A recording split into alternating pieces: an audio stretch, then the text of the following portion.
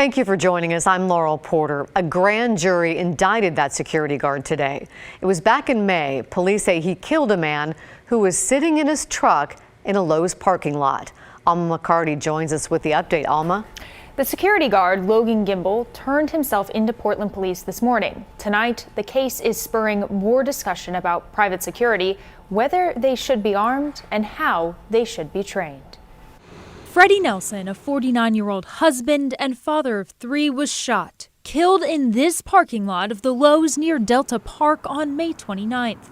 Months later, on Thursday, the Multnomah County District Attorney announced a grand jury indicted 28-year-old Logan Gimbel for the shooting, charging him with second-degree murder, unlawful use of a firearm, recklessly endangering another person, and 2 counts of unlawful use of mace. At the time of the shooting, the DA's office says Gimbel was working as a private security guard.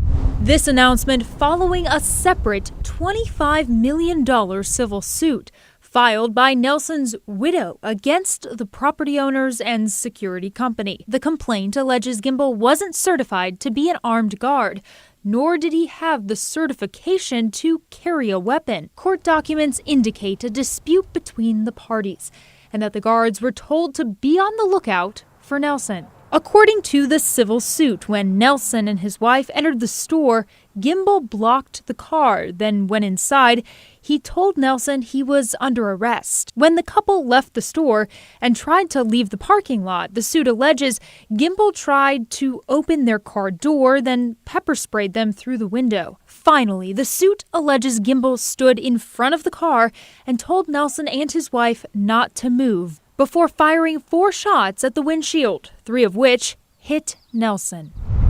In a statement, the Multnomah County District Attorney's Office said while armed private security guards can encounter situations where the use of deadly force may be considered lawful, most do not receive the tactical and de-escalation training which is expected of sworn law enforcement. The statement goes on to say the DA is committed to working with state lawmakers to assess laws governing the use of private security and accountability. In Portland, Alma McCarty, KGW News. We're following a developing situation in Salem. A body was found near this apartment complex on Claxter Center Northeast near Portland Road. Police are investigating. They say there is no danger to the public. We don't know yet how the person died. In the pandemic, more cases of the COVID Omicron variant have been detected in the United States. Cases have now been confirmed in Minnesota, New York, and Colorado, in addition to California, where the first case was identified. The second case confirmed today is a man from Minnesota. He tested positive after attending a convention in New York City late last month. The man has mild symptoms. Health officials say they're busy now contact tracing. We've been talking a lot lately about booster shot booking frustrations, but today we found some people having success with walk-in vaccinations in Portland. Lee Care Pharmacy in the Hollywood district stopped doing appointments for boosters. They say they can get a lot more people through a first-come, first-served basis. The small pharmacy runs 2 lines and has all 3 booster brands available. And people don't mind waiting a bit if it leads to success. A huge relief. Yeah, great check off the list. And yeah, these guys are great. We really appreciate them being available and making it available to people so easily. Yeah. The pharmacy owner says they can do 400 to 500 booster vaccinations a day with their walk-in system. We put together an online article that has links to Oregon and Washington's vaccine websites, as well as many pharmacies where you can check to find booster shot appointments. Text the word booster to the phone number on your screen, 503-226-5088, to get a link to that article sent straight to your phone. Meantime, Oregon health leaders are deciding what to do about the indoor mask mandate. It is temporary and set to expire in February. Health leaders don't want to get rid of it just yet, saying the virus is just too unpredictable. Instead, they're looking at putting a new rule in place. We should know exactly what that new rule will say by mid-month. Then there will be a public comment period in late December and a public hearing next month. Oregon and Washington are 2 of 6 states that still require masks in all public places indoors. Oregon just lifted its outdoor mask mandate last month. Now to a concerning story from a Portland mother and daughter who need your help. They were attacked by a man outside an elementary school. The mom told our Mike Benner today they're really hoping the man is caught soon. It just feels so wrong. Bobby Ishikawa is still in disbelief over what happened to her and her daughter early Wednesday morning. I just hate the fact that my daughter experienced this. It's just so not fair. Bobby was on a bike. Yeah. Her daughter on a scooter. The two were on their way to North Portland's Sitton Elementary School, where Bobby's daughter waits for a bus to take her to a Japanese immersion school across town. The pair notice a man on a bike is following them. He approaches them once they're sitting outside the school. He mumbled something and I said, "What?" And he asked me if I understand English. And I said, "Yes." Bobby says the man kept mumbling and inching closer to her and her daughter. That's when she sees that he's carrying a large kitchen knife. The two make a run for it. As we were just running away from him, something hit my back right here, and I heard something dropped, and I looked back, and there was like a kitchen knife. So he threw the knife at me. So like he tried, actually tried. As Bobby and her daughter banged on the school doors to get somebody's attention. Both tires are completely flat. Bobby says the man picked up the knife This side. and started slashing the tires on her bike.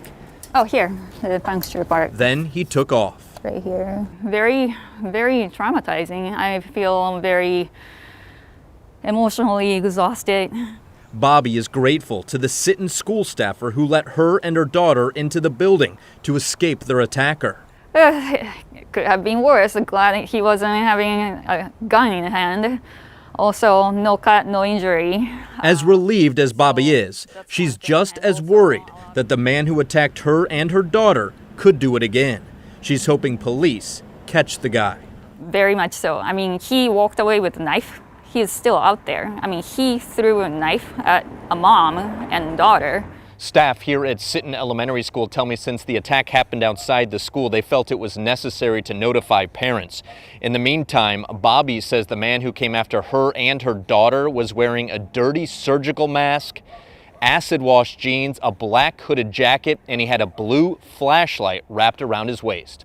Anyone with information about the case should contact the Portland Police Bureau. Reporting in North Portland, I'm Mike Benner for KGW News. OMSI has revealed updated plans for a big development project along the Willamette River. Renderings show the proposed OMSI district, which will transform about 10 city blocks on the Central East Side. The district includes restaurants, businesses, and 1,200 housing units, with at least 20% for low-income families. There will also be a waterfront education park, created in collaboration with tribal governments and indigenous communities. That would include restored habitat and opportunities to learn about ecology and native communities and connections to the river. And our hope is that we can also use it as a teaching space for OMSI, so there's more exciting things outside. OMSI is submitting plans to the city of Portland this week. The review process could take 6 to 9 months, with construction possibly starting in the next 3 years.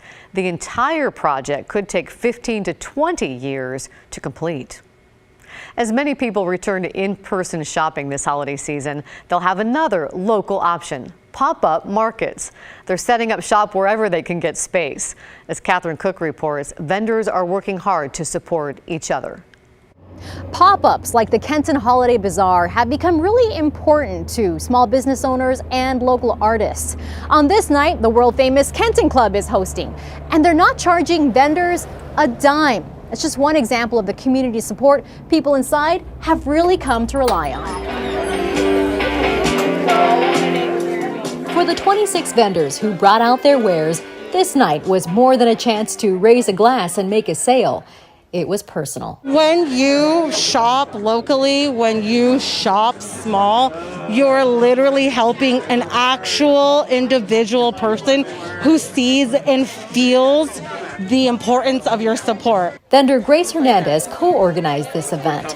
Since the pandemic hit, she's been doing a lot more of these pop-ups to help herself and others make ends meet. Some people aren't returning back to work and aren't going back to that 9 to 5. People are looking for alternatives in things that they enjoy, like I enjoy shopping and reselling. There are also makers of jewelry, ceramics, and art, like co-organizer Hannah Fredrickson. I'd say the brick and mortar is very difficult for people. For that reason alone, Hannah celebrates events like this.